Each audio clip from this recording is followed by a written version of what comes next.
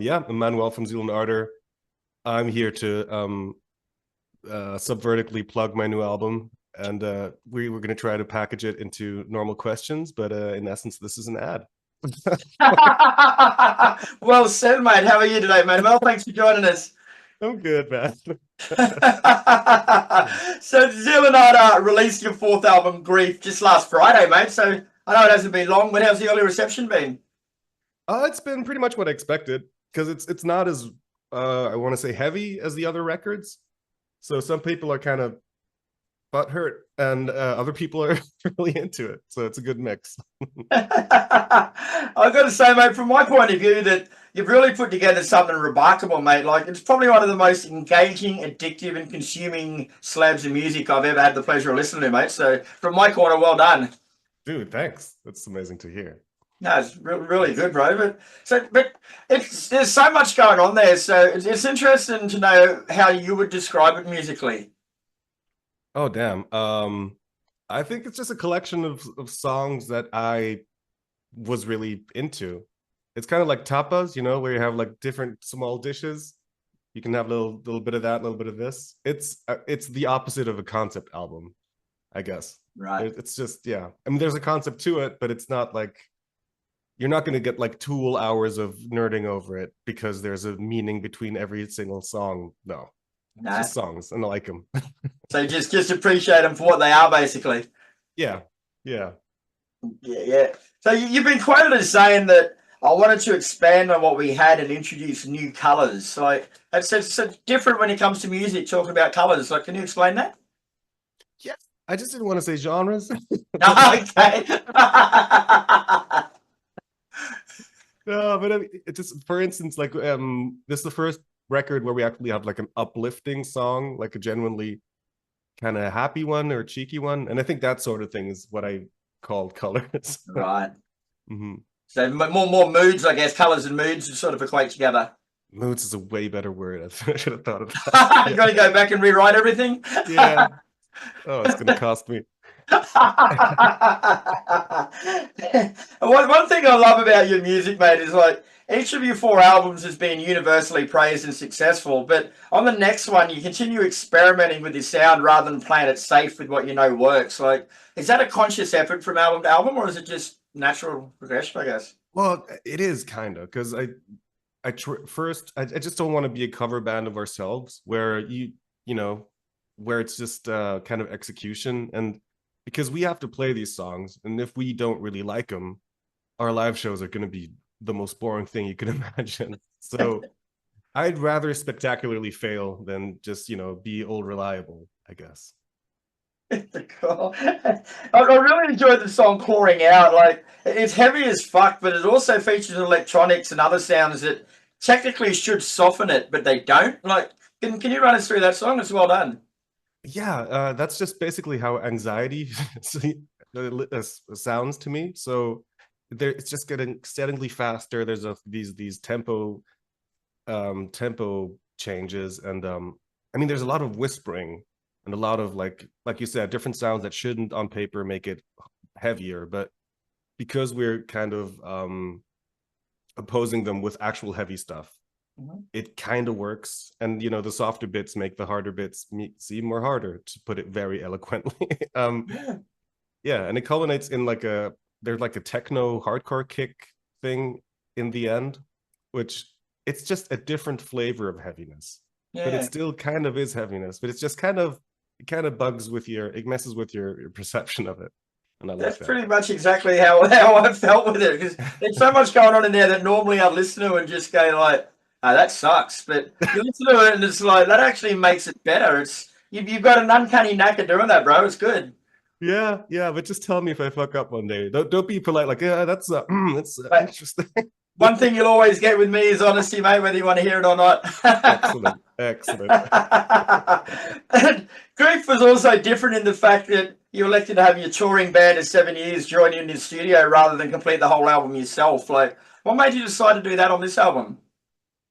Well, I mean, yeah, like I said, like you said, they've been in the band for 7 years.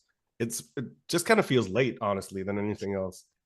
Because yeah, at this point, they're like Zeal and Ardor is at its best when we play live, and that's because of those 5 people. And yeah, they should also just get some cash from the album. It's as simple as that. And they played. It's obvious that I'm not the best bassist in the band, so why have Hey, have the guy damn. do it? Yeah. Was it awkward to start with in the studio though? Like, I know you used to play live before, but in the studio, all working together, like, was it awkward? I guess for you, because you've more or less given away complete creative control, haven't you? Yeah, I mean, I was more afraid of it than it was actually bad in the end. Because as soon as they started playing, I was super relieved because I noticed they can do stuff or have ideas that I would never have had, and for that, it's just better. And like within the first 10 minutes, it all dissolved. But I was kind of anxious before it actually began. Yeah. Yeah, I bet you were. And as part of that, you also featured 3 vocals for the first time on the album, mate. Like, did you even know those guys could sing before? Yeah, yeah. I mean, they sing on stage too. All right. Yeah. So the thing is, like, we don't really have like a main front singer, back singer type setup. It's just like 3 front singers or like Yeah. main vocalists, and I think it really shows on the record. So, oh yeah, those motherfuckers couldn't belt.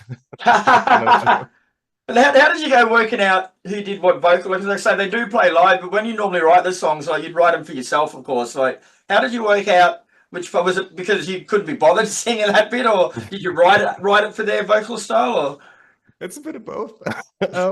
So I know where their registers are. So I know Mark is more like the low boomy guy, and Dennis can do the high stuff better. So it just kind of they naturally went to where they're supposed to be. It wasn't like a real big decision thing; it just kind of happened. sure. And you also self-produced the album, mate. Like, is that an easy thing to do when it comes to your own music? Like, you've got to be critical of your own stuff, I guess. I mean, the producing thing, yeah, because I know what I like, and I for me it's the most fun part because I get to try shit out. I could get to try weird techno drums and songs, but the mixing wasn't done by me, and I think it is good to have like a pair of ears who is not involved in everything else, just mixing it, and that was done by Adrian Bushby, who did Foo Fighters and Muse, but also the Spice Girls, and I think All right, yeah. we sit in the middle there. The Spice Fighters. Spice Sonata.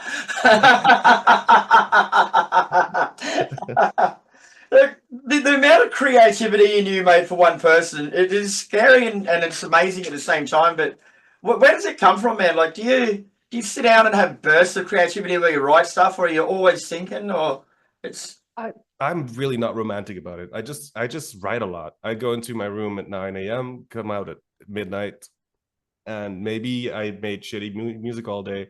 Maybe there's a good song in there, but as long as I keep at it, it's fine. It's just by volume, actually, not yeah. by genius inception or some bullshit. Yeah.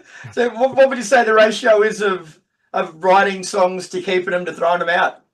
I would say like 5% are good, Yeah, right. and yeah. So there's like 19 songs that are not great, like that they will never see the light of day. But it's like mining, you just kind of keep at it, and sometimes you find a diamond, or I can't think of any other mineral. Gold, silver, cobalt, coltan.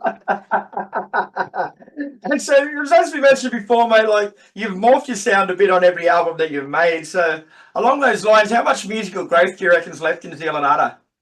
That's it. We're done. No, You're done. fucking, I'm out of here. I hope a lot. I think the fact that I'm still curious to what's possible speaks to I think there's still something here. But the moment I tell you that no, this is exactly how I want it to be, that's the moment I'm probably gonna have to stop making music, because then I have nothing to look for anymore. Yeah, very cool. All right, well, you're my guinea pig here, mate, because I'm starting a new segment that I'm going to do, and you're the first one. So I'm going to show you a couple of photos that I've dug up from the internet, and Uh-huh. tell me the story behind them and what's going on. All right, is that cool? Let's do it. Yeah. All right, I've got which one? That one there. Yeah.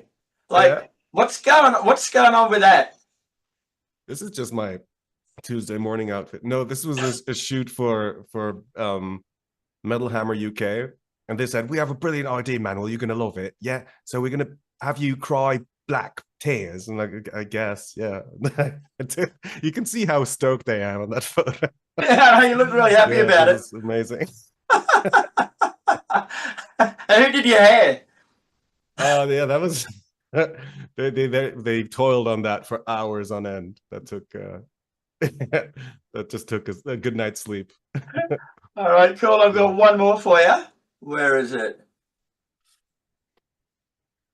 Could do OBS. Love it. This one.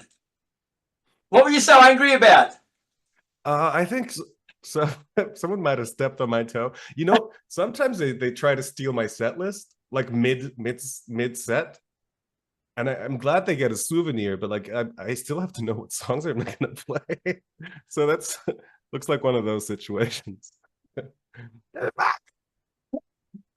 Oh, very cool, man. Well, that's all the time I've got for you, mate. I can talk to you for hours, but Grief is out now. It is a fantastic piece of work, mate. Congratulations, well done, and been a pleasure speaking with you. Hope you make it out to Australia one day soon. Oh yeah, me too. Beware.